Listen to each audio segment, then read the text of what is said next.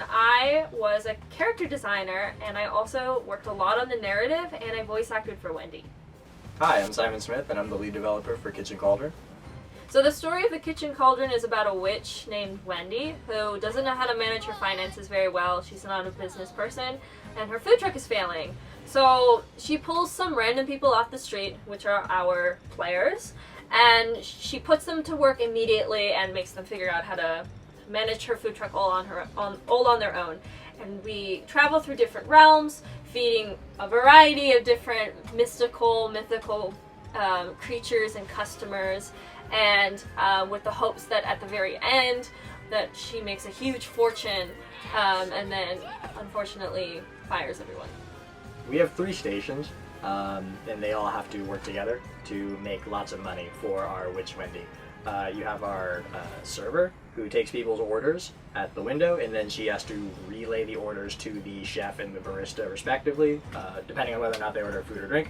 And then the barista and the chef have to continue to make whatever they need to make in order to fulfill the requests of the server and the customers. So we went through a lot of different iterations for the Kitchen Cauldron. We knew it wanted to be a food truck game, but we didn't know like what kind of theme we wanted, what we wanted it to actually be. So we all came to the table with different ideas. So one of them was a zombie pitch.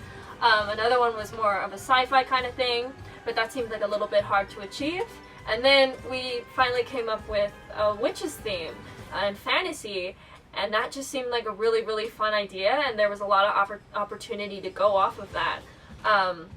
So we started off with this idea of like having 3 different portals, and we had like different kinds of game mechanics that kind of supported this portal idea. And then we kind of had like little other ideas of like, oh, maybe we're in a living food truck. It's a chicken food truck, kind of like Baba Yaga's chicken house, and it's being powered by a hearth that we have to tend to, and that's a gameplay mechanic and stuff like that. But then we kind of wanted to simplify it a little bit more, and we just really liked the idea of the different portals. So now we have the current version where you do go to different realms, etc., etc., and yeah. So our first realm is a retirement home, and it's called the Mellow Marsh Retirement Home, where you're serving a bunch of lovely elderly mystical animals and people, and that's supposed to be the easier realm. And then you travel to the next realm, which is called Shrimchella, which is obviously a play on words of Coachella. And it's more of, it went from being an icy realm to more of like, obviously, like a mystical forest that's full of shrooms and stuff like that. So the characters there are a lot younger, they're a lot more eager, so it's a little bit harder, but they're still patient. Like everybody's a little bit inebriated, so they're not really as demanding. And then our last realm is Hydra Hub, which takes place in a really, really harsh desert. And the boss, there's only one person you have to serve there, and that is our boss, and it is a dragon who is the CEO of Hydra Hub, and he is a very tough customer. The gameplay for Kitchen Cauldron is cooperative, and it is frenetic, and it's shouting at each other to take customers' orders and make sure that your teammates are making what needs to be made. The core mechanic is using your voice to communicate with your teammates. You want people to know what you're making at all times, and other people need to know what they need to be making. So you don't want to make the wrong thing. If somebody orders A, you don't want to make like 20 of B. So yeah, that's the main mechanic, is, in my opinion, is just talking a lot, making sure that people know what's going on. So we have 3 stations, and really I guess the most important one is the server, or the person who takes the order, whoever works the register. So you have to divine what the customers want with a crystal trackball, and you're trying to sort of just mouse over them, and once you have selected who you are divining orders for, you'll bring the mouse back and you'll kind of unravel what their thoughts are by gently massaging their thoughts out with your crystal ball. And once you know what they want, you have to shout to your barista or your chef, respectively, if, depending on whether or not it's a food or it's a drink. So if it's a drink, right, then the barista needs to get to barista-ing. And I've been a barista for, I guess, like 5 or 6 years prior to this. So this one was kind of like important to me or whatever. So you press buttons, and you're trying to keep liquid levels at a certain at a certain height or within certain parameters, but the liquid levels are always falling. So really, you're just moving around really quickly, trying to press buttons and make sure that things are all going according to plan. And then once everything is in the correct parameter, you have to make sure it stays there, and then do another task. So then you're using one hand to rapidly press buttons up here, while you're using the other hand to, blend something or stir something or shake like a drink or whatever. If it's a food item, then for the chef station, we have hand tracking. We're using leap motion to track your hands. So you're basically creating a dish in this little 3D kind of like sandbox environment where you can spawn in ingredients by reaching out and grabbing them out of barrels, or you can touch a magical recipe book to change the recipe that appears on the screen, and that will change what your barrels are displaying or whatever. And it's just a fun physics sandbox where, mayhem happens. Some of the challenges for the Kitchen Cauldron was, we all got to wear a lot of different hats. So I got to work on characters, I got to write the script that Wendy says in the beginning, middle, and end of the story. And I also got to voice Wendy. And I think what was challenging and a really fun opportunity was writing the script and voicing Wendy. The script was a lot of fun to write, but it was I had to remind myself that I couldn't write things that were too long. It had to be short enough where it wouldn't lose everyone's attention while she was talking and explaining, and that it was fun and exciting, and it was themed, and people could laugh and have fun listening to her. Yeah, the biggest challenge was definitely merge conflicts, making sure that we were just submitting things and not submitting broken or buggy code, and not stepping on each other's work, because there were 3 of us who were programming this simultaneously. So all these games had to be prototyped in a vacuum, and we were really strapped for time, so we just took our prototypes and kind of stitched them together after the fact. And that wasn't really hard, but it was a roller coaster for a couple days of people stomping all over each other's work, or things getting deleted, or things getting rolled back, which wasn't terrible. It was just this is part of the process. You learn. If I was to describe the Kitchen Cauldron, I would call it an immersive narrative experience. So you come into the trailer, you're obviously immersed in all of the set decoration. We have really cool analog controls and stuff like that, really cool props that you get to interact with, like this. And you get to swept up in the story of Wendy and have kind of build what feels kind of like a relationship with Wendy as you go on a quest of making her food truck awesome.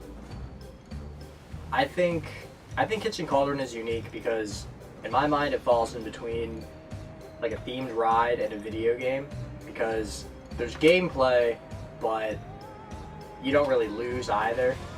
You play with your friends and you can have a great time, and you'll get a score at the end, but if you do poorly, relative to other players, you'll just get a lower score, but you'll still get to the end of the story.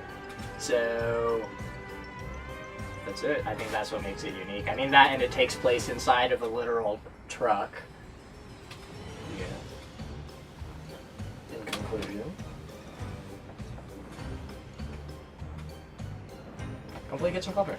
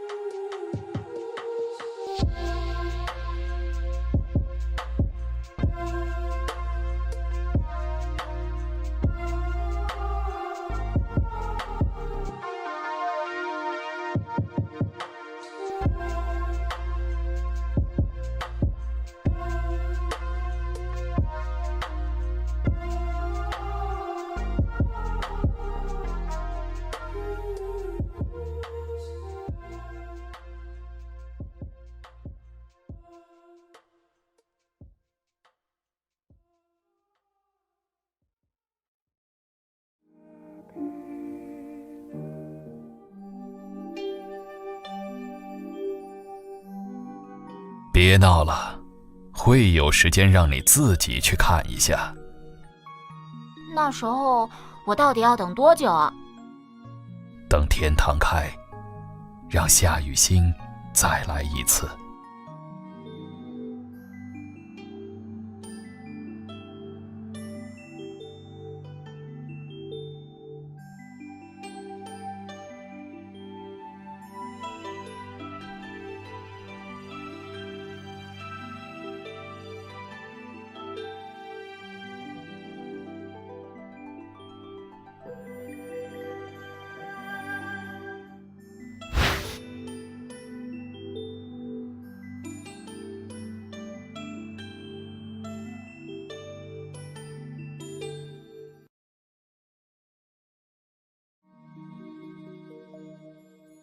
你的武功太乱了，还要继续练习呀。师傅，你还是太压力了。宝物后面有什么妖怪，我都可以打败。你好不尊重，你手里的神器，我比你用得好。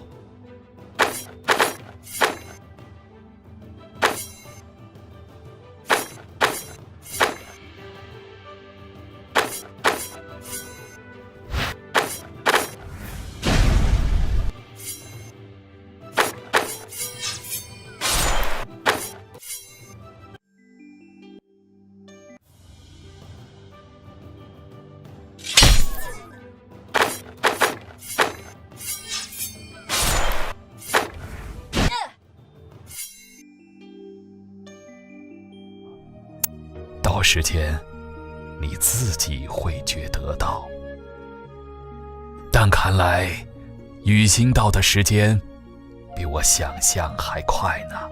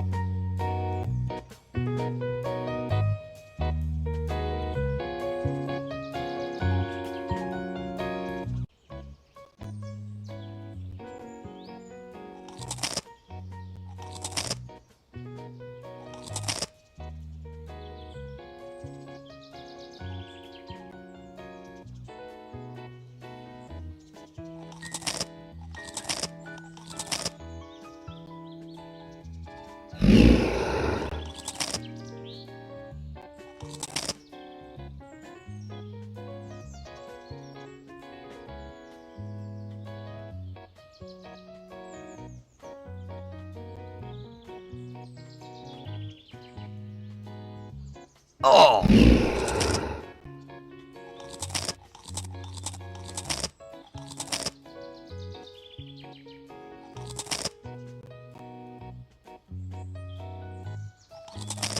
哦。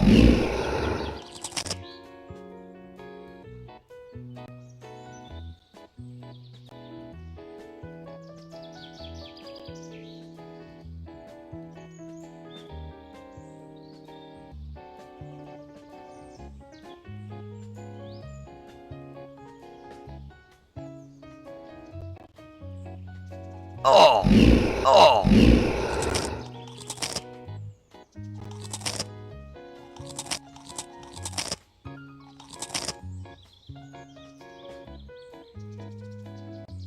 哦。